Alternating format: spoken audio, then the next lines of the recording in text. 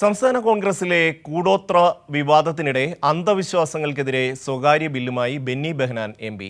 ലോക്സഭയിൽ ബില്ലിന് ബെന്നി ബെഹനാൻ എം.പി. അവതരണാനുമതി തേടി. വിഷ്ണു ചേരുന്നു. വിഷ്ണു, എന്താണ് ഇപ്പോഴത്തെ സാഹചര്യത്തിൽ ഇങ്ങനെയൊരു ബില്ല് അവതരിപ്പിക്കാൻ ബെന്നി ബെഹനാന് പ്രേരണയാകുന്നത്?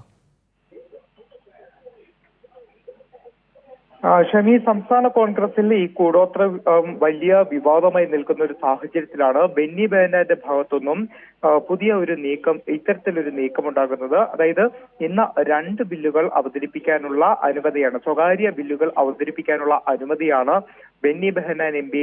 തേടിയത്. അതിൽ ഒരു ബില്ലെന്ന് പറയുന്നത് ഓട്ടിസം ബാധിച്ച കുട്ടികളുടെ സംരക്ഷണവുമായി ബന്ധപ്പെട്ട ബില്ലാണ്. അതോടൊപ്പം തന്നെയാണ്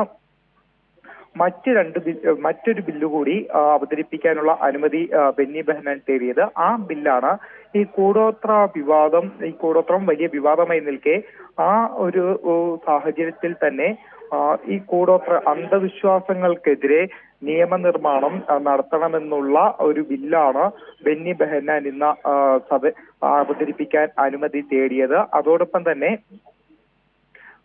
ആ ഒരു ബില്ലിൽ പറയുന്നത് യുക്തിസഹമായ ചിന്ത,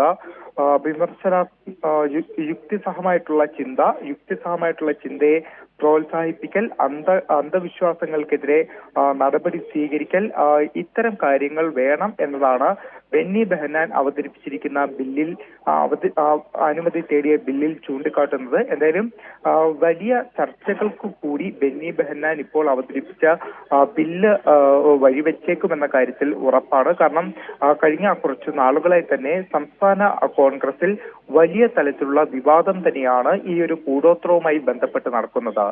ഷമി.